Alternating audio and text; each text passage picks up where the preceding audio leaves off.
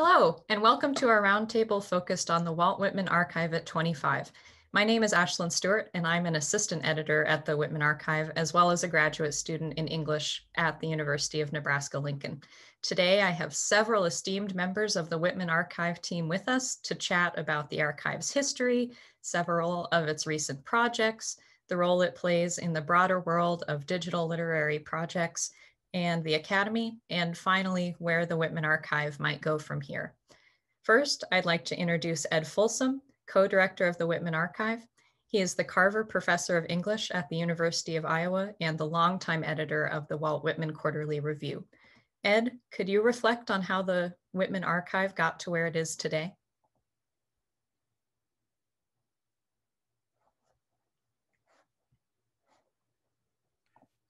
Sure. Thanks, Ashlyn, and hello, everyone. My job in the next 5 or 6 minutes is to give an institutional history of the Walt Whitman Archive as it enters its second quarter century, a minute for every 5 years or so, sort of what it has felt like operating in the Whitman Archive. It is, in fact, difficult to think of the archive as an institution since there's very little brick and mortar involved, much as we've all envisioned a Walt Whitman Archive building, if not a Whitman Archive campus. What we are physically, alas, is contained in a small office in Lincoln, Nebraska, and another small office in Iowa City. But as with all institutions, it's the people who form the history. And it's stunning to me to realize that the people who have worked on the archive now number nearly 200 in our first 25 years. While Ken Price and I have been there from the beginning, and Matt Cohen virtually from the beginning, the archive would not exist without the dedication, imagination, and work of so many who have now gone on with their own careers and have left day-to-day archive activity, but whose work is inseparable from the archive. In fact, whose work really defines it, from Charles Green to Elizabeth Lorang to Nicole Gray. It would be a mistake to begin naming names, both because there are so many and because it would not be illuminating for you unless you happen to know these truly remarkable and talented folks. At any rate, at any given time, about 25 people, graduate students, professors, tech specialists, and more importantly, colleagues and collaborators, are devoting some major portion of their working life to the archive.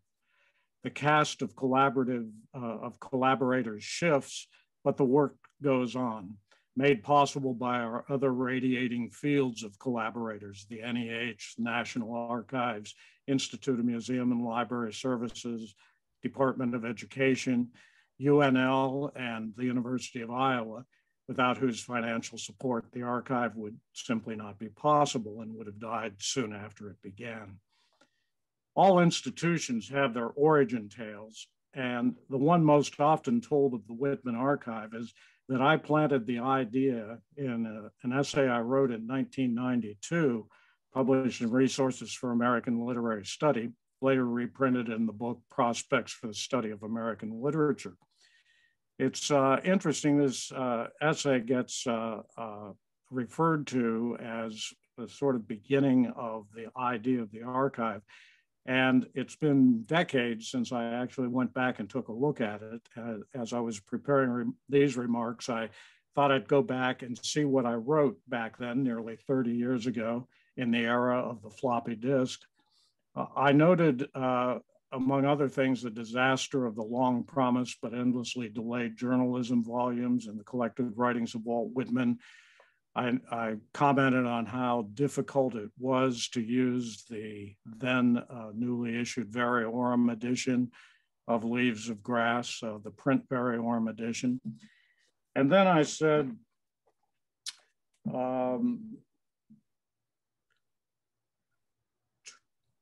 one project awaiting some enterprising scholar or group of scholars with computer facility is a hypertext version of Leaves of Grass and other Whitman books that will allow computer access to the various editions by scanning color page by page photographs of the texts into a database thus allowing anyone to examine the physical attributes of the various editions on a computer screen. All scholars could then have all the editions, including drum taps, specimen days, two rivulets, etc., present in state-of-the-art computer realization, complete with cross-referencing textual annotation and publishing history. Facsimiles of Whitman's manuscripts and corrected proof sheets could also be included, thus allowing scholars to call up each step in the evolution of Whitman's poems. Such hypertextual scholarship could revolutionize commentary on Whitman. Everything about that paragraph now is laughable, including the naivete of my blithe assumption about how easy the computer would make this imagined new variorum. Only in the past year, in fact, have we finally published on the archive something that just begins to approach what I've always thought of as the magic button that would allow users to pop up all the original notes and drafts of any and all of Whitman's poems, his corrected proofs, his continual rewriting and rearranging and clustering and cutting and adding. The amazing new 1855 Leaves of Grass Variorum edition that Nikki Gray led the way on, and which you'll hear more about in a minute, begins to do for one edition of Whitman what I imagine some computer savvy folks could accomplish by 1995. In fact, the origin of the archive was not my essay, but Ken Price's response to it. He was at the time at the College of William and Mary, where he had a remarkable coven of graduate students who understood the computer in ways Ken and I didn't, and in my case still don't. People like Charles Green and Rob Nelson and Matt Cohen, all of whom convinced Ken that what was then called the Walt Whitman Hypertext Archive was a project worth starting. The Institute for Advanced Technology in the Humanities at the University of Virginia with John Unsworth and Daniel Pitti was a pioneering DH center, and Ken asked me to join him in a digital scholarly adventure that led to many long days at IATH being told how and why we were naive about our project, which Ken and I had generously pledged at the time 5 full years to. Now, 26 years later, we feel we've finally begun and have taken some baby steps toward my magic button. I'd like to say just a few more words about collaboration and collaborators, since that's really the history of the Whitman Archive. My prediction is that what we call digital humanities will someday be thought of simply as collaborative humanities, because DH is by definition the building of teams, not the end of individual scholarship, but the end of hermetic scholarship. Collaborative humanities is about everyone's individual work feeding into the context of a vaster and vaster collaborative network. And the Whitman Archive team, a small group of whom are here today, is still learning just how broad and exciting and unexpected that collaboration can be. As we've now worked with IATH at the University of Virginia, with the amazing Center for Digital Research in the Humanities at UNL, which Ken co-directs with Kay Walter, and which has become the technical architects of what we've discovered as an ever-evolving product, or perhaps more accurately, not a product, but a process. Iowa's digital scholarship and publishing studios become a collaborator as well, and the list keeps growing, right out to our thousands of visitors, users, readers, who come to us for reasons we can't always fathom, but who join us as co-creators each time they point out a problem, a typo, a dead link, a wrong identification. Each time someone tracing their family genealogy comes upon a letter that Whitman wrote to one of their grandparents or a great-grandparent wrote to Whitman. And those surprise collaborators provide us with details about that correspondent we could never have found ourselves. So it's no history that I offer today, but rather a very brief fictional story with its own mythical beginnings, its wildly growing cast of characters, its ever-changing face on your computer screens. When I wrote about the archive in PMLA back in 2007, in the era of the CD-ROM, analyzing database as a new genre, one particularly fit for Whitman, who developed a kind of database poetry. One of the respondents to my essay, Meredith McGill, worried that we were creating a site that was too poetry-centric. Yes, it looks that way, I replied, but just give us a few years. Check back, I should have said, in 2021, where you'll find Whitman's fiction in superbly detailed edition, his journalism in ever-expanding and expanded forms, his notebooks and manuscripts, poetry and translation, a vast array of criticism. There's no product to this collaborative endeavor we've all set out on, just an ever-changing cast with an ever-growing list of new things to edit and to describe and to figure out. So thanks, Walt, for being so large. You've now got a collaborative community continuing to reveal your multitudes.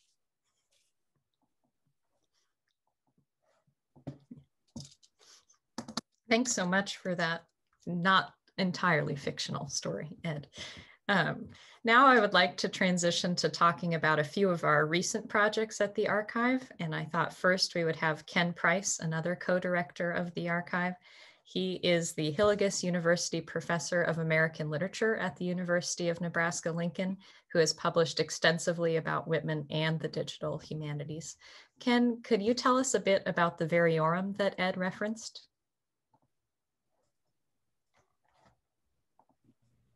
Yeah, happy to do so, Ashlyn.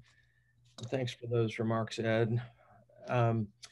We wanted at least one part of this panel to address what's new on the archive, and I have the good luck to talk about the Variorum of the 1855 Leaves of Grass. This work, spearheaded by Nicole Gray, recently was awarded the Finneran Prize from the Society of Textual Scholarship, given in recognition of the best edition or book about editorial theory and or practice published in the English language during the 2 calendar years since the previous award. This is the first time STS has given this award to a digital edition or archive. In receiving the award, Nikki thanked many people and underscored that all of our work is collaborative while graciously deflecting attention away from herself. Yet in fairness, the spotlight should return to Nikki because she far and away did the most to realize a vision of what a Variorum of the first edition of Leaves could be through her extensive introduction, impressive knowledge of Whitman's poetry manuscripts, and brilliant application of technology to interpretive questions. In my view, her work compares favorably with some of the most innovative work treating textual fluidity, including the online Variorum of Darwin's Origin of Species, the Frankenstein Variorum, and the Samuel Beckett Digital Manuscript Project. To speak of a Variorum of a single edition may seem counterintuitive. The term Variorum is typically used when comparing versions of a work published multiple times over a span of years, and it's sometimes been applied to compilations of critical commentary. In our usage, the term Variorum is meant to signal that we are highlighting differences across the roughly 200 surviving copies of Whitman's 1855 Leaves. The more we worked with Whitman's first edition, the more it became apparent that the selection of any single copy for treatment, no matter how carefully considered, could not avoid being arbitrary and in some ways misleading. It would inevitably be partial since the individual copies have varying features. Some copies have a typo in the preface and others have it corrected. Some have an altered line, perhaps evidence of Whitman's first self-censorship. Some show the period missing at the end of what we now think of as Song of Myself, and some do not. Other differences include alterations made to the frontispiece portrait, an enhancement of the crotch that appear in some copies and not others. There are also differences in the copyright statement. The ornamentation of the book varies significantly from copy to copy with different amounts of gold trim, and surprisingly, some copies in binding B feature reversed blind stamped ornaments in the center of the front and back covers. Some copies include no reviews and extracts, while other copies have this 8-page insertion tipped into the front of the book, while still others have it tipped into the back. Some include a pasted in printed copy of Emerson's famous letter of greeting to Whitman, and others do not. Ed Folsom's census of copies itemizes these and other variations. First conducted in 2005 on the sesquicentennial of the first publication, The census has now been updated for the Variorum. Of the numerous goals we had for this edition, I'd point to 4 as most important. 1, to publish searchable transcriptions accompanied by digital facsimiles of Whitman's pre-1855 poetry manuscripts. 2, to create the first Variorum of the 1855 Leaves of Grass that includes both contributing manuscripts and variations across printed copies. 3, to provide the users of the Whitman Archive with multiple points of access to Whitman's early manuscripts and his first edition of Leaves. And 4, to continue to explore and extend the boundaries of digital editorial work.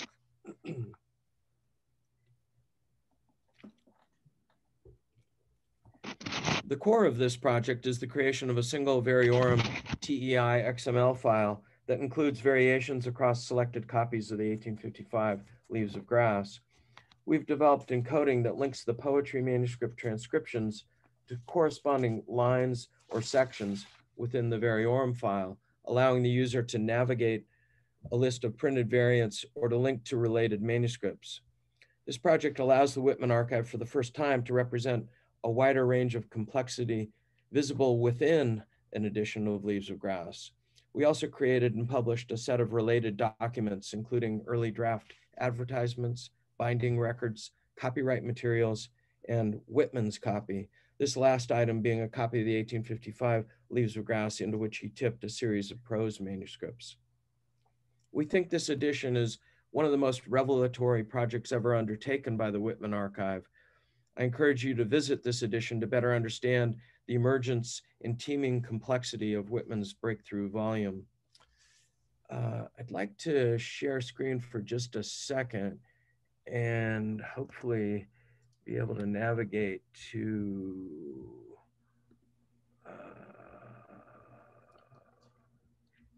share, but am I at the right place? No, I want to get to, here we go. All right, so let's see, we should go back to here. So when you're at the homepage of the Whitman Archive, you just click on books and then US editions of Leaves of Grass. You would scroll down and obviously see Leaves of Grass 1855 at the top, but below it there in bold, the Variorum of Leaves of Grass. Clicking on that takes you to a self-evident table of contents, and you might go ahead and click on instructions if it's the first time you're visiting and scroll through that. And it has a very useful account of the various features in the Variorum. And it is quite an amazing thing altogether. All right, thank you so much, and I'm done. Thanks, Ken. Next, we have Stephanie Blaylock, an associate editor of the Whitman Archive and its project manager for grants administered at the University of Iowa, where she is a digital humanities librarian in the Digital Scholarship and Publishing Studio at the University of Iowa Libraries. Stephanie, just how much correspondence is on the archive, and what can you tell us about Whitman's correspondence during his later years? Hi, thanks so much, Ashlyn. So as of June 2021, the Walt Whitman Archive has published 4,600 letters of the more than 6,000 known pieces of Whitman's correspondence. The focus of the Correspondence Project is to create a digital scholarly edition of the letters Whitman sent and received throughout his life. We aim to gather, transcribe, encode, edit, and annotate these letters so as to compile the first complete record of Whitman's correspondence. And we hope to make it searchable and to make them freely available online to readers and fans of Whitman and his writings around the world. Most recently, with the ongoing and generous support of the National Historical Publications and Records Commission, NHPRC, we've been publishing Whitman's late life correspondence, or the letters that he sent and received during the final years of his life from 1888 to 1892. There are at least 2,600 letters from this period alone, and we've already published over half of them. This period of Whitman's correspondence is especially important for several reasons. Through the letters from the last years of the poet's life, we can track his efforts to put his books in final form. watching as he concentrates on publishing the volumes that will shape his legacy after his passing. For example, during these years, Whitman makes his final plans for what has come to be known as the deathbed edition of Leaves of Grass in 1891 and 1892, which includes 2 significant annexes that incorporated his reactions to old age and his impending death. Whitman's letters shed further light on his aging process and his coming to terms with his own mortality. He writes sometimes graphic descriptions of his failing eyesight, his bowel and kidney trouble, and his partial paralysis. Through his conversations with doctors such as the Canadian physician Richard Maurice Buck, among others, we can read his 2-way conversations with the period's medical professionals who consulted on his symptoms. From these letters, we can learn about his medical treatments, from pills to powders and from massages to mineral water. Whitman even discusses going outside in his wheelchair, which was pushed by a series of male nurses, as well as his plans to be buried in Harley Cemetery in New Jersey in a tomb of his own design. One of the most profound aspects of editing these letters has been seeing how Whitman's reputation and his international fame grew in his final years. Some readers of Leaves of Grass felt compelled to correspond with Whitman directly. The senders of these letters range from grade school children seeking autographs to readers wanting to discuss the impact Whitman's poetry had on their lives. One of the most poignant letters was from a young man whose fiancée had recently passed away. The young man explained how his fiancée had loved Whitman's poetry and how he himself had returned to those poems after her death. His letter to the poet was intended to express, quote, "gratitude for the sake of my dead love and my living grief," end quote, as he so beautifully put it. Some Whitman correspondents, like the English poet and literary critic John Addington Symonds, who wrote to Whitman inquiring about the Calamus poems, had come to see Whitman as a man ahead of his times, providing a language of male-male affection and offering a positive view of same-sex love that the legal and medical professions of the period condemned. Such readings as Symonds prompted Whitman's American disciples to construct defenses of America's poet against what were then scandalous charges of homosexuality. It would be many years, not until the last decades of the 20th century, that Whitman would be more widely read as a man whose closest friendships and intimate relationships were with other men, and as a poet whose writings significantly shaped gay identity, while also opening up the possibilities of numerous readings about gender and sexual identities. From a digital scholarly editing perspective, the Correspondence Project has faced a series of editorial challenges during the late life period. We've seen Whitman and his correspondents paste newspaper clippings to the pages of letters to share current events and reviews of Whitman's work. As Whitman's fame grew, we have seen an increase in the number of autograph requests he received. Rather than answering these letters, Whitman typically drew a line through them, turned those pages over, and used the blank versos to write new letters or poetry manuscripts. This has resulted in some very complex documents that are now beginning to be published on the archive. As a project manager for the correspondence, reflecting both on our progress with Whitman's late life correspondence and our experiences during the global pandemic, what I'm most proud about this project team and the Whitman Archive as a whole is that we are an online archive that depends upon faculty, staff, and students working together to publish correspondence and other Whitman works that you see up on the archive today. The correspondence team of this past year consisted of graduate students from library science and English, as well as contingent faculty from English department. We spanned 4 states and 2 time zones. And I'm glad that through the Correspondence Project, even during an extraordinarily difficult year, we've been able to continue to teach technical skills and project management and give graduate students hands-on experience working with digital projects, while also adopting flexible work schedules and transitioning to working from home. Even more importantly, I'm grateful that we have formed a project team that is open to learning from our staff, graduate students, and contingent faculty who bring with them a wealth of knowledge in such areas as text encoding, TEI XML, image processing, data analysis, archives, and metadata.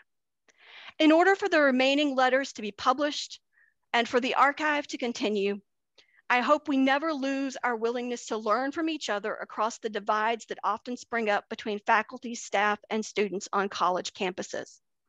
I hope that we continue to ensure that the voices of our graduate students are heard, that we support and retain women project managers, and work to emphasize diversity, equity, and inclusion in our organization. I hope that we will ensure that staff, graduate students, and contingent faculty are recognized, valued, and credited for everything that they bring to this project. And in doing so, I hope that the Whitman Archive will be better positioned to form new collaborations and to have a positive impact on digital scholarship and Whitman studies in the years to come. Thank you. Thank you, Stephanie. Next, we have Kevin McMullen, an associate editor of the Whitman Archive and its project manager for grants administered at the University of Nebraska-Lincoln, where he is a research assistant professor of English.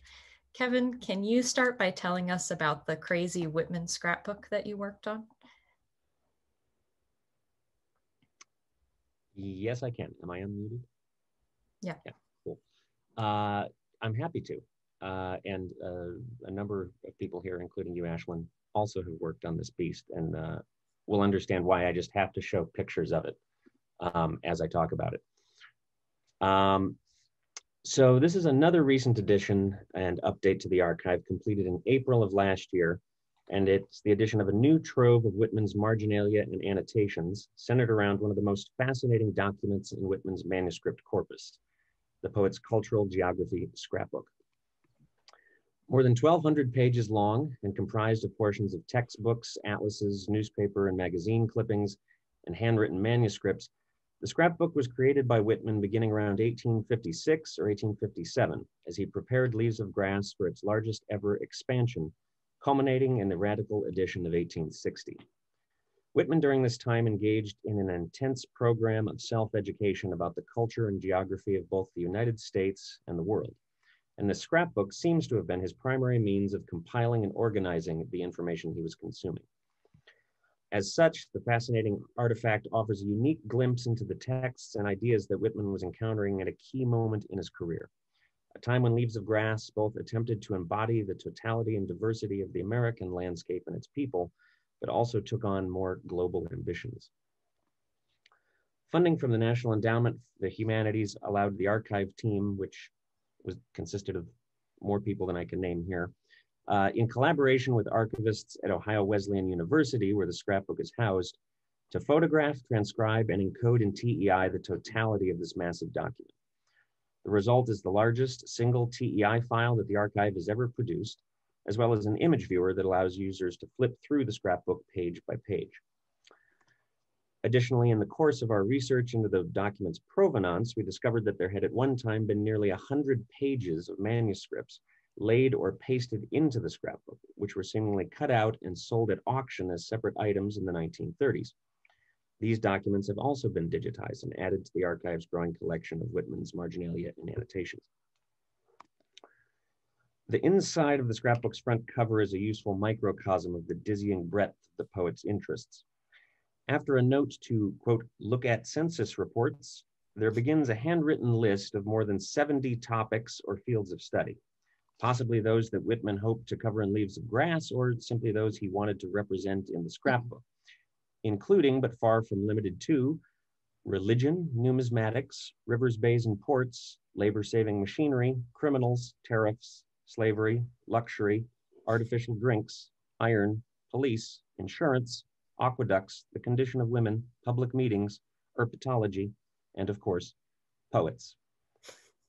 Tellingly, the list begins with literature and ends with persons, two topics that are arguably at the heart of all that Whitman attempted in his career, language and literature being, after all, the means through which the poet sought to forge intimate interpersonal connections across time and space. Although the sheer scale of the scrapbook may intimidate general viewers and scholars alike, the Whitman Archive team has also published a series of short essays that explore prevalent themes and potential research topics within both the scrapbook and the larger corpus of marginalia. And while these documents have only recently been made available, they have already revealed insights into Whitman's creative processes. We've already discovered, for instance, that the base text of the scrapbook, a geography textbook published in 1855 by Samuel Goodrich, provided information that made its way into a number of poems in the 1860 leaves. Portions of the Goodrich textbook are devoted to descriptions of the natural resources and geography of each state. Whitman seems to have read these sections in great detail, taking notes on scraps of old tax forms from the city of Williamsburg, some or all of which he pasted into the scrapbook to serve as summaries of its contents before they were later cut out. In these handwritten notes, we see Whitman paying close attention to characteristic plants, geographic features, and place names of particular regions, some of which then appear in Proto-Leaf, the poem that opens the 1860 leaves. Descriptions from the textbook also find their way into Chant's Democratic No. 4 and the poem Mannahatta, and nearly every line from Longings from Home, later retitled O Magnet South, can be tied to a description cribbed from Goodrich's textbook. See here the large scrapbook document itself, and a few examples of the types of things that you'll find inside it, as well as the manuscripts that were seemingly cut out. And another fascinating and curious connection between the scrapbook and Whitman's published work is a single manuscript page now housed at the New York Public Library that was at one point undoubtedly part of the larger volume. Some of the language from this manuscript is similar to wording found in poems in the 1855 and 56 Leaves of Grass, and yet a distinctive imprint on the manuscript's verso, which you can see here, allows us to not only know that it was at one time included in the scrapbook, but even the exact location of those notes within the volume. The page was inserted at the beginning of a brief section dedicated to General Views of the Earth, 2 pages which include a summary of Earth's astronomical place in the universe, the layers of the Earth's geology, and the formation of its contents and oceans. These pages are in turn followed by a list, ripped from yet a different book, that enumerates and the dates of, quote, discoveries and improvements in the arts and sciences. The list includes such entries as astronomical observations first made in Babylon to rhetoric first taught at Rome. Such descriptions of the grand features and events of the world and its place in the universe strike an interesting contrast with the language of the manuscript that we know preceded it. To quote selectively from it, "The most perfect wonders of the earth are not rare and distant, but present with every person, you as much as any. What is more amazing than the sunrise, the day, the floods of light enveloping fields, waters, grass, trees, persons, not distant caverns, volcanoes, cataracts, curious islands, birds, foreign cities, architecture, costumes, markets, ceremonies, shows, are any more wonderful than what is common to you, near to you, and continually with you." It is as though Whitman's exhaustive encyclopedic education about the world's cultural geography ultimately led his sights not outward, but inward, back to the common individuals and experiences by which he was endlessly fascinated. Such insights likely represent only the start of what will be discovered as scholars begin to sift through this strange and sprawling document. Thank you very much. Thanks, Kevin. Finally, for our section on recent projects, we have Matt Cohen, the 3rd co-director of the Whitman Archive. He is a professor of English at the University of Nebraska-Lincoln and has both written about Whitman and edited and translated much of Whitman's writing. Matt, can you tell us about what an infrastructure overhaul entails and how it might benefit users of the archive? Absolutely. Thank you, Ashlyn.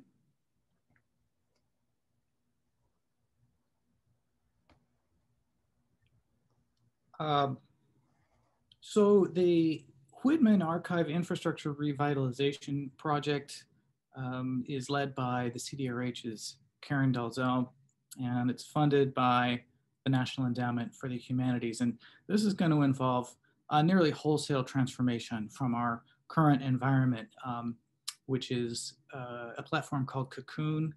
That platform dynamically generates HTML from our XML files. So we're shifting from that to one that involves Ruby on Rails, and it'll be drawing on static HTML that's generated through a more compressed set of style sheets. And those files will all be pulled from a GitHub archive that's open to all users. This transformation on the back end will allow us much more flexibility in terms of the kinds of content that we can host. In particular, those who want to access external resources for rendering, for example, maps or diagrams, which we currently can't really do. So this will give us some interesting new avenues we can pursue with projects. And thanks to GitHub, it'll permit more powerful management and manipulation of our files, as well as associating project notes and histories with those files.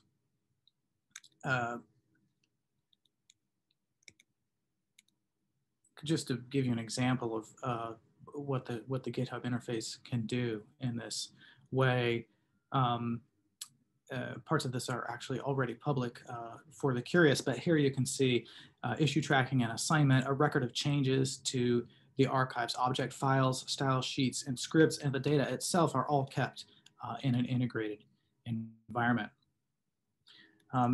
In the process of implementing these new structures, we've already begun to clean up inconsistencies across our TEI encoded XML files, which, as you can see from this screenshot, this is sort of from behind the scenes, a kind of management spreadsheet that contains a list of all of the files. You can see on the left the directory path to them, the file name, the formats listed, and a set of notes and recommendations about what to do with these files as we bring them into conformity and into dialogue with the new platform.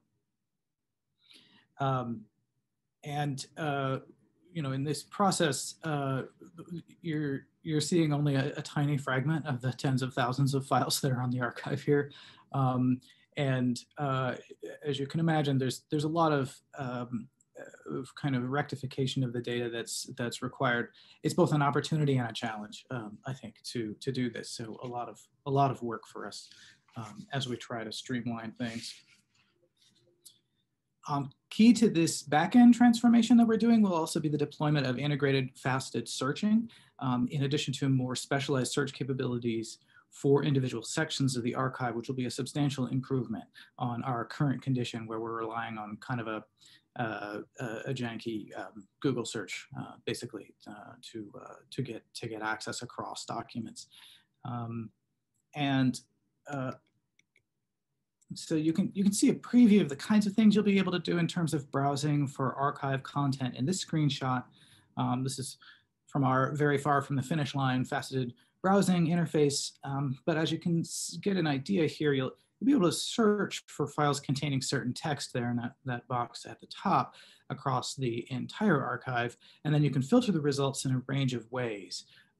As you can see there, by date, by year, by author, by publisher, and there are a number of other facets that we'll be finalizing over the next couple of years. We'll also be implementing a new way of serving up images. Kevin mentioned earlier that we'd implemented an image server for the scrapbook. That's a IIIF presentation API that we'll be expanding to the entire archive.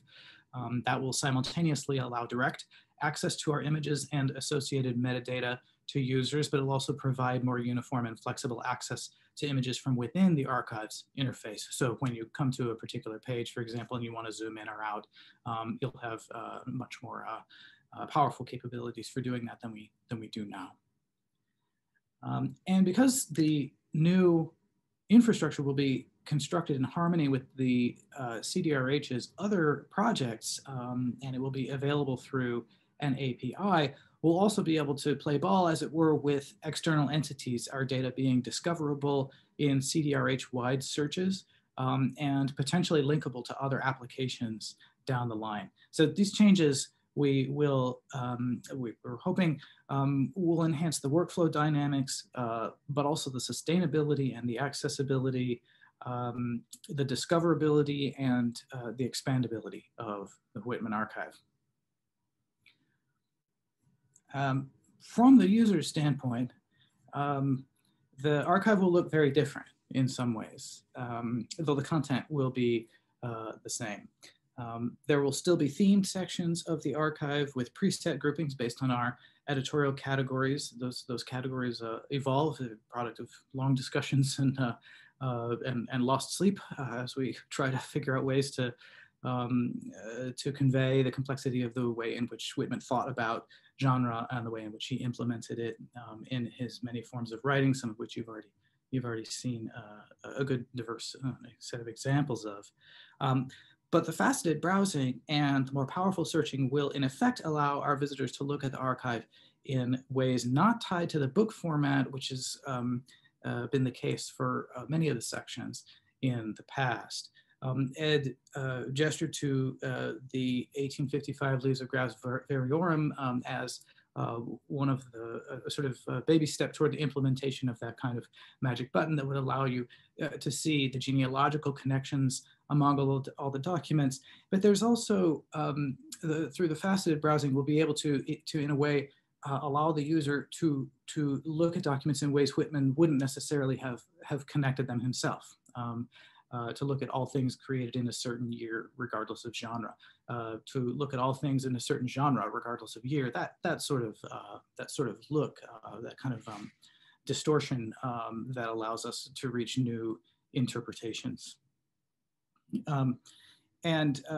Just say this, that the Variorum, which Ken described in detail, is already running outside of the Cocoon environment. So we've already taken a step toward the implementation of the new infrastructure. And I think it shows an example of the kind of promise that it has. A key affordance of the new interface framework will be a dynamic interface that adjusts to cell phones. This sounds ridiculous, but look, we look at our access statistics every year, and every year we have an increasing number of folks who are accessing this through devices that are just not the normal shape of like a desktop or a laptop computer. And this kind of ubiquity, not only does it seem to me poetically harmonious with the way Whitman imagined his own work being read, right? Read it out in the open air. He might not have imagined cell phones as the medium for doing that, but at least so far it's been kind of hard to do that with the archive, and we're hoping that we will look fabulous on this by the time we're done. So this is actually a major concern in the reconstruction of the archive from behind the scenes. So the last thing I want to say is just to echo Stephanie's and Ed's comments about the processual and the community-oriented nature of all of this work. Karen, Jessica Dussault, Greg Tuning, Brett, Kevin, Ashlyn have all already contributed substantially to the infrastructure revitalization, and so definitely want to thank them for all this work and in advance for the work they will be doing in the future. And we hope we'll be launching this to the public in 2023. Thanks. Thank you, Matt. And thanks to all of you who shared archive highlights about what has recently come up. I'd now like to transition to talking about where the archive sits in the landscape of digital literary editing. And for that, I'll invite Brett Barney to share with us. Brett is a senior associate editor at the Whitman Archive and a research associate professor in the Center for Digital Research in the Humanities at the University of Nebraska-Lincoln. Brett, how would you say the archive has influenced the digital literary world, and what influence has it gleaned from other projects? I think that given the short amount of time I have, I'm going to try to divide my comments into two simple categories. First, ways that the archive has been used as a model and has used other projects as a model. And secondly, ways that the Walt Whitman Archive might be better used as a model. And by implication, I guess, how we might better use other examples as models. And both of those in negative and positive senses. As what I think one of the ways that we have been often used as a model by other people wanting to do digital literary projects is that they've looked to our work in deciding what constitutes an archive or an edition, that language about even what to call this thing that we're doing has been up for debate and has evolved, I think, as Ken sort of indicated. The name of the archive itself has evolved, in fact. Anyway, I think that if you think about it, There were and are, when were in 25 years ago when it all began, and are now even a lot of possible ways to bound the content and the aspirations of a digital edition or a digital archive. And for example, often people think of a project in terms of pedagogy as a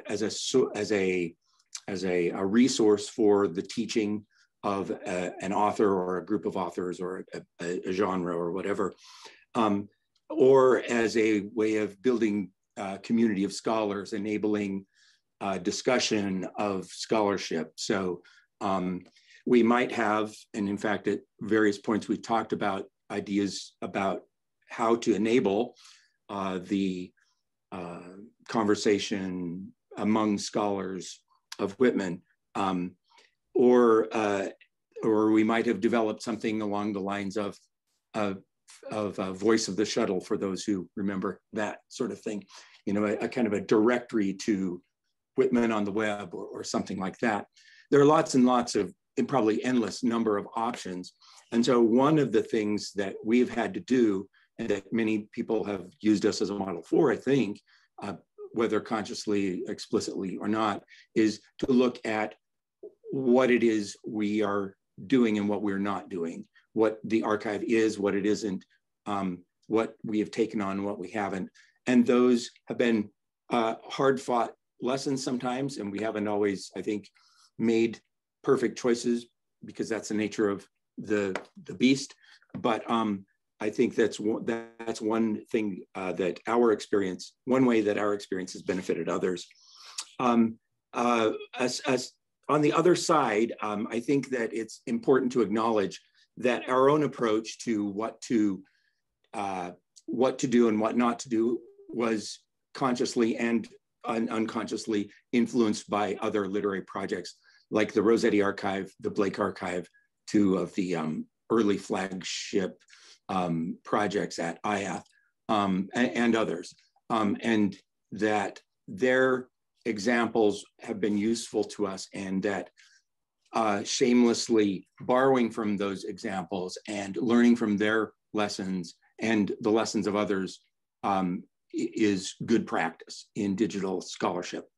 Not everything works, and not all experiments succeed in terms of that we hope. And so I think it only makes sense to use those experiences to avoid making the same mistakes other people have made. And also, of course, trying to replicate the successes that other people have had.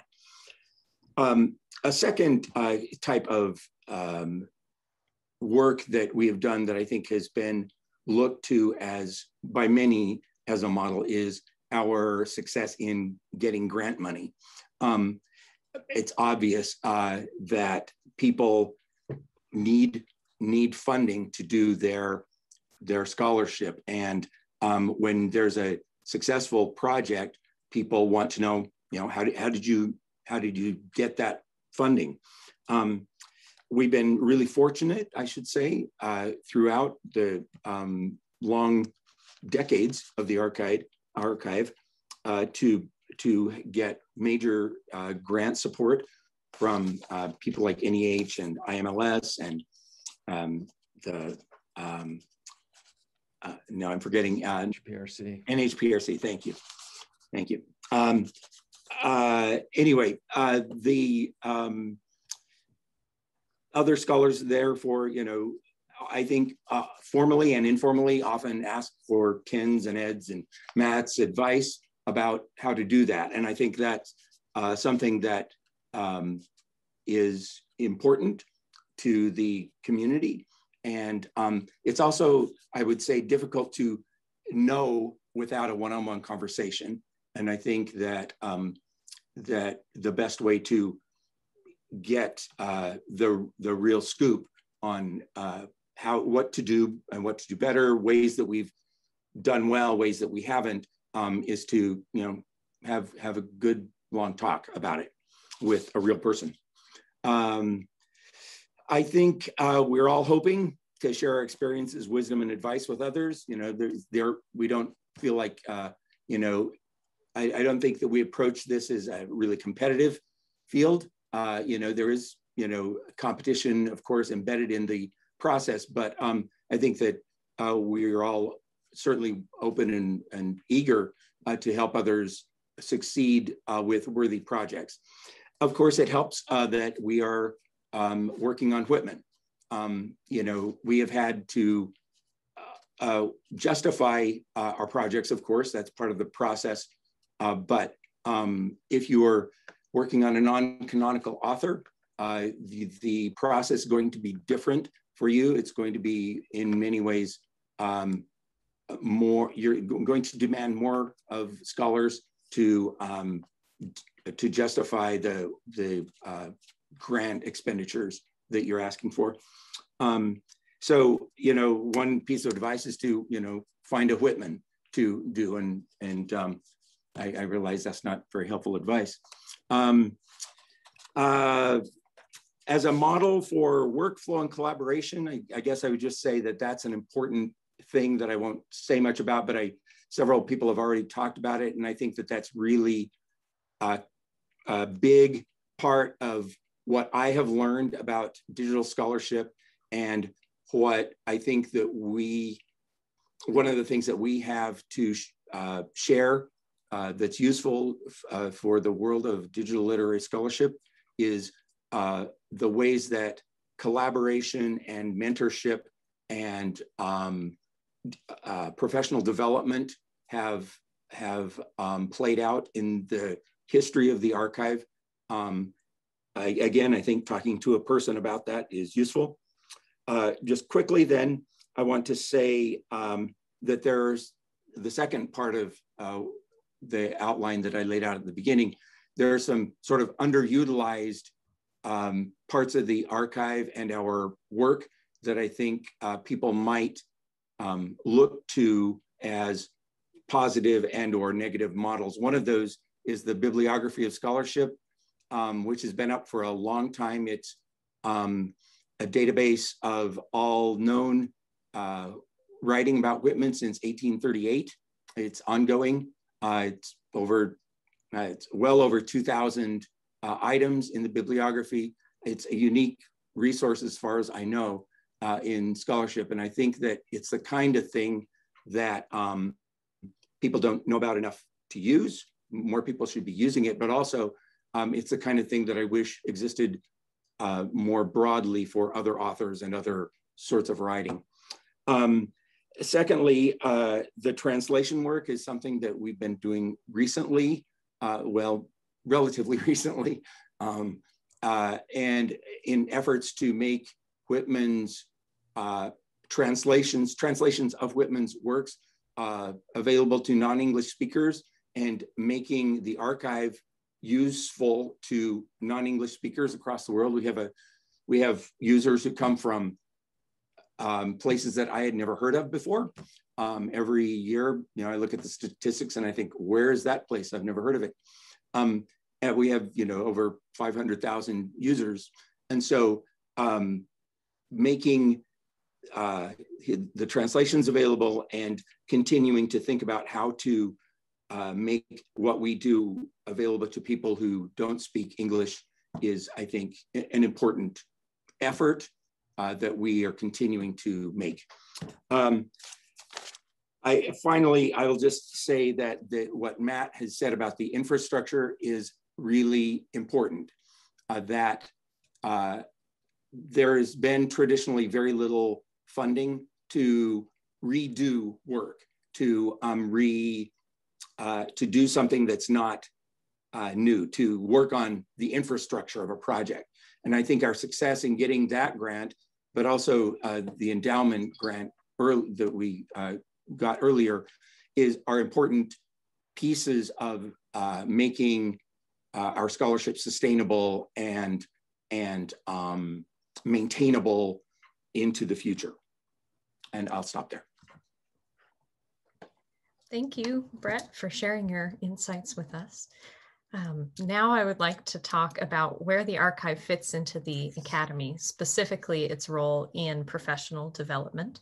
And James O'Neill is the resident expert on this topic as a PhD student in English at the University of Iowa and the managing editor of the Walt Whitman Quarterly Review. James, could you tell us about where you see the archive helping with professionalization? Yeah, thank you for asking. I think, first of all, my inclusion on this panel is testimony to the archive's validation and inclusion of graduate student voices. The fact that we're asking this question, I think, is a significant indicator of the role that we see graduate students having. And as we've heard from several speakers already, graduate students have been involved every step of the way from the inception of the archive, and also integral parts of these major projects that we've had. So on sort of the technical level, right, there are those technical skills that we've learned. So for example, when I came into the Whitman Archive, I didn't have much background at all in TEI and XML encoding.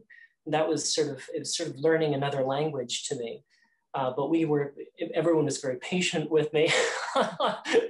And through really getting hands-on instruction in these projects and seeing them through, it's not just theoretical work here. We have a tangible, digital albeit, but we have a tangible product. We have deadlines that we have to meet. And then at the end of the deadline, we have something that we can step back and say, I had a hand in that, learning the technical aspects of it.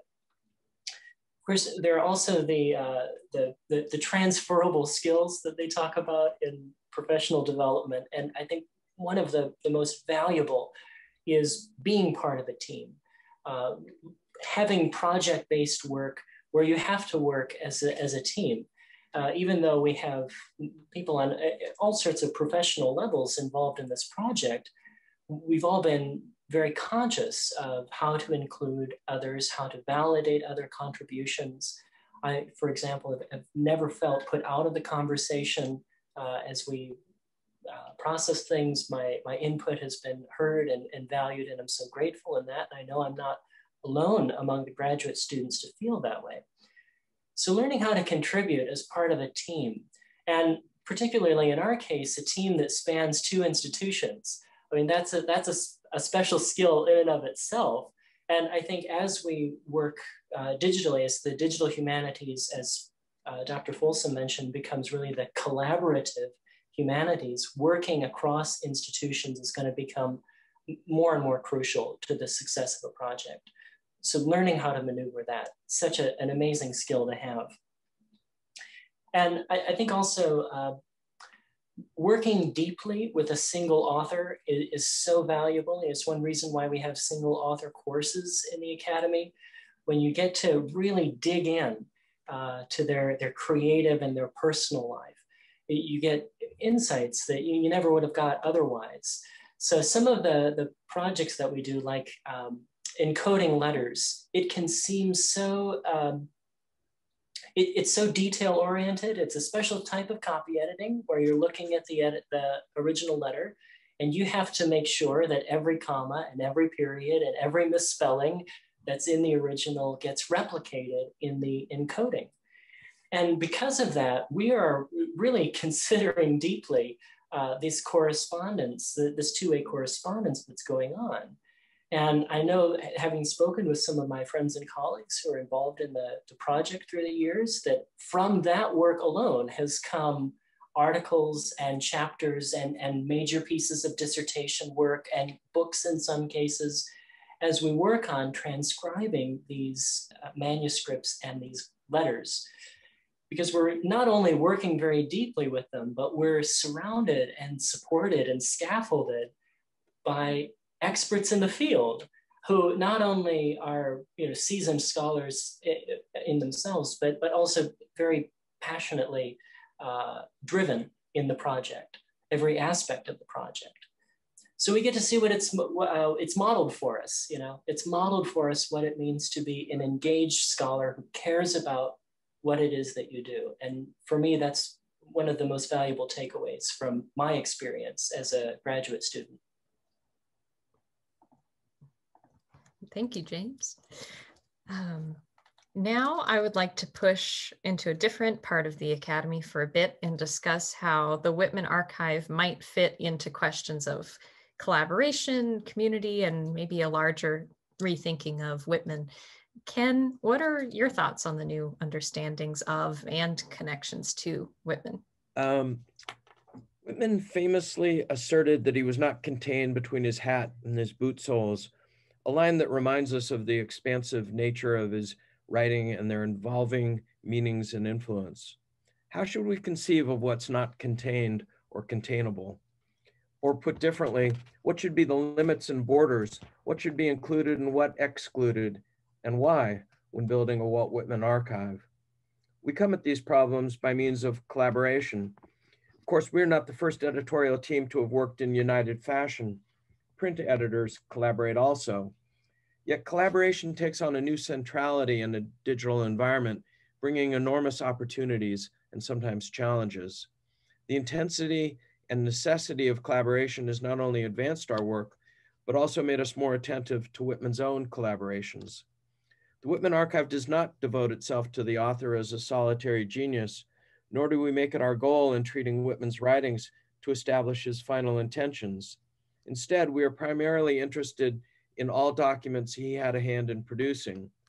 We collect, transcribe, and encode them in all their various stages of composition and evolution. And importantly, we often study the other parties contributing to them.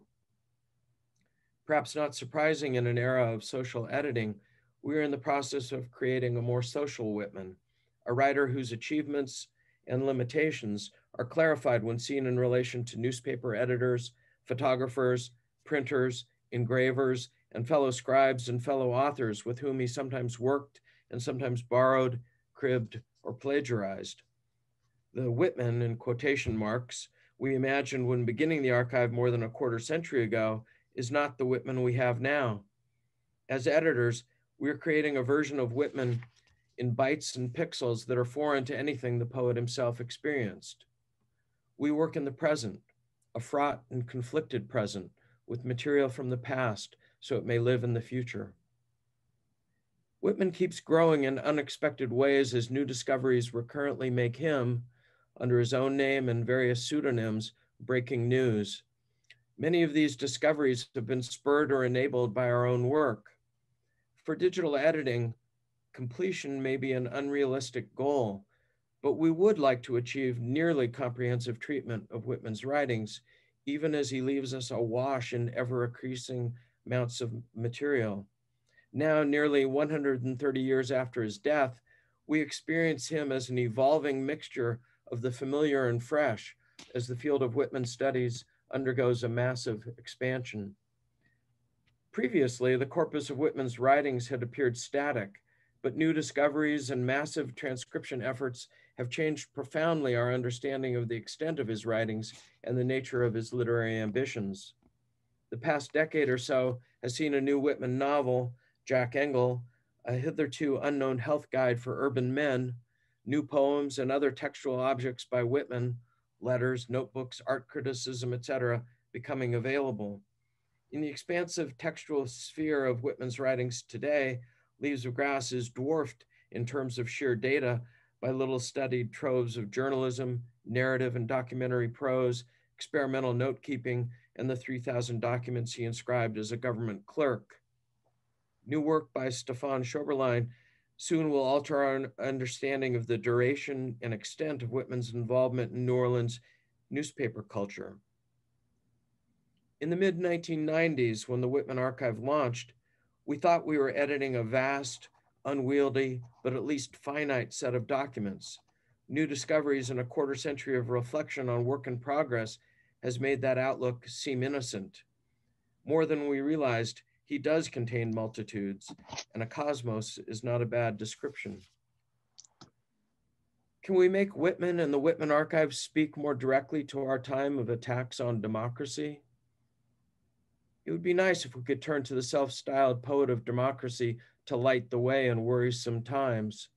If we are treating the national poet when American democracy itself is under siege, what are our responsibilities? How can we shape our work to highlight what is so compelling in Whitman's democratic poetics and his best prose remarks on democracy, even as we don't flinch from his failures, notably failing to speak up against the rise of the Klan and his tepid support of Black suffrage, excuse me.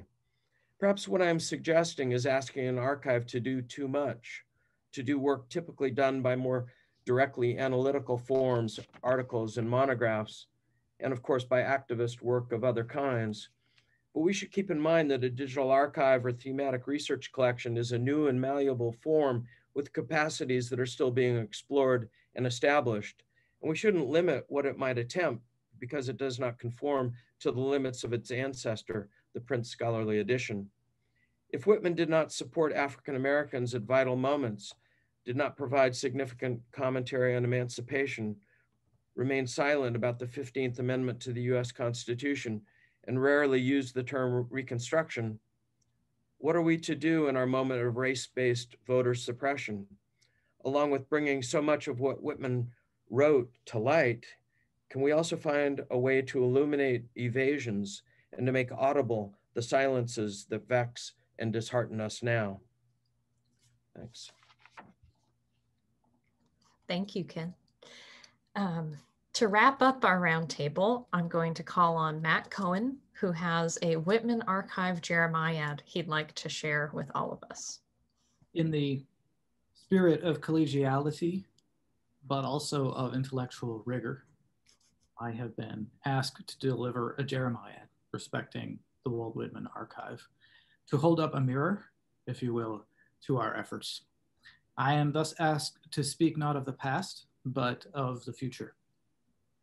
The task is a solemn one, for I speak of a work that is a monumental accomplishment in American arts and letters, and one built by my friends and colleagues with love, care, character, incalculable effort, and as James just put it nicely, passion.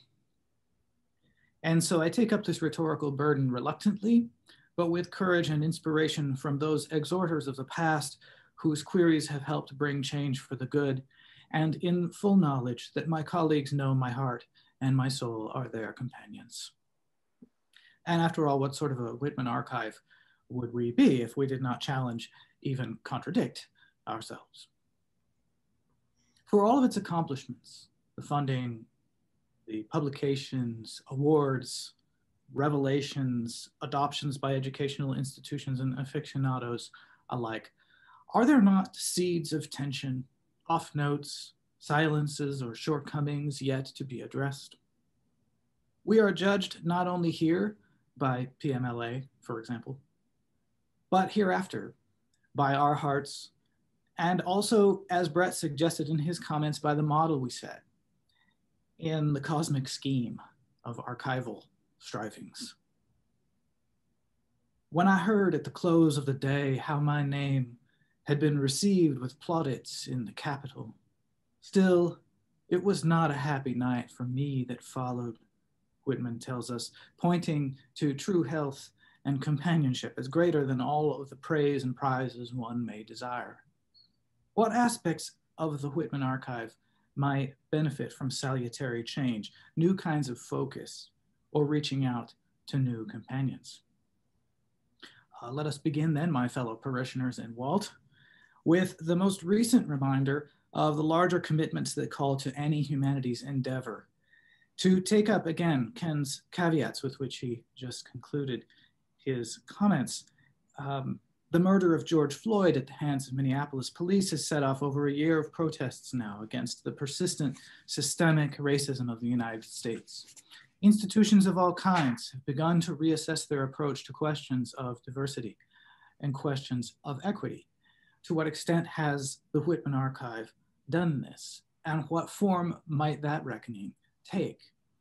Before the Floyd example, just one of all too many, the air had already begun to ring with skepticism about Whitman's racial beliefs, his reservations about universal suffrage, as Ken mentioned, his casual use of denigrating terms, his insistence on the removal of Native Americans as a condition of the sovereignty and progress of the United States, and the like. Wait until some of those critics read all the way through With Walt Whitman and Camden, or all the way through the journalism. I hear you answer, but we have in fact had a good diversity record among our staff, and diversity in so many ways. And is not Whitman the world's most famous gay poet, inspirational to many who struggle within persistently and violently homophobic societies across the globe? I concede, who could deny these claims? But have we made efforts to foreground this issue in terms of the Whitman Archive's materials, or our grant proposals, the designs of our projects? When we speak of systemic racism, we must speak of structures and infrastructures. Consider then that from the standpoint of diversity and equity, to say nothing of the archive of a gay poet, that the three leaders of this organization appear rather similar to each other. Indeed, at 40 paces, if you squint, they look like siblings. But perhaps I flatter myself. And then let us turn to the advisory board. A bit of representation by gender, a bit of representation by sexual orientation, but all white. From the bottom up, our community has diversity. From the top down, less so. There are other questions to ask about the board, but perhaps more broadly about the role of the community of Whitman-interested folks in general in shaping the activities and the priorities of the Whitman Archive. Need the board consist only of senior scholars and librarians, for example? Need they all hold the PhD and be affiliated with universities? It is true that the archive is a scholarly endeavor, that our value to the world consists not in the mere circulation and amplification of the good great poet, but in a critical presentation of his life, his works, his reception. And again, I hear you answer. We have collaborated with so many scholars all over the world in building sections of this great edifice. The comments about these collaborations today have really only scraped the very surface of this. There are dozens more collaborators with whom we've worked. And again, I reply to all this, surely it is so. Yet while we know our own motives and standards, the candid world might ask, in the absence of, say, a protocol document, how were those collaborators chosen, those projects elected instead of others? The rise of post-custodial approaches to archives' relationships with communities is something we might take inspiration from, if in a way perhaps different from, say, traditional archives' relationships with indigenous peoples and their materials. And for example, there are many Walt-focused entities out there, such as those curating the places of his earliest and latest residence in this Vale of Tears, with whom we might partner. There is the Calamus Foundation in New York, which supports programs and activities that serve the LGBTQ community and that offer care and services to those with HIV/AIDS. Such connections might bring new audiences and therefore new priorities, but would not this gregariousness suit the preservers of the works of a man who never feared the new person drawn toward him? Brother Price just spoke to this question in his presentation, but it seems that as the archive ages and as funding agencies at that capital become impatient with our long drawing upon their resources to present new materials, our engagement with the world might morph into new shapes. Our relevance become adapted to needs seldom hitherto embraced by the epithet scholarly editing, and perhaps especially so in the LGBTQ community. Many are the models of this kind of work upon which we might draw. Our time is short, so I conclude with more scattered exhortations, a few faint clues and potential directions. I have heard that the Whitman Archive is making great changes to its technical infrastructure. Our earlier speaker, myself, was quite bullish about the potential of this transformation to make new kinds of expressions, new projects and code and scope possible for us and our collaborators. Surely the great soul of any digital archive, its search engine, is in great need of renovation. Surely GitHub will render open the heart of our work and not merely our outer garments. And we know it will be a thing of beauty in the hands of our thoughtful and talented designer. Yet poetry is circulating in so many interesting ways via social media these days. Might not the Whitman Archive do so as well?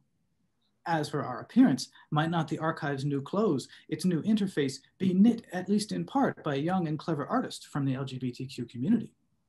Finally, doubtless sooner or later, PMLA will ask, where are all those poetry manuscripts? And what of the brilliant Two Rivulets or November Boughs?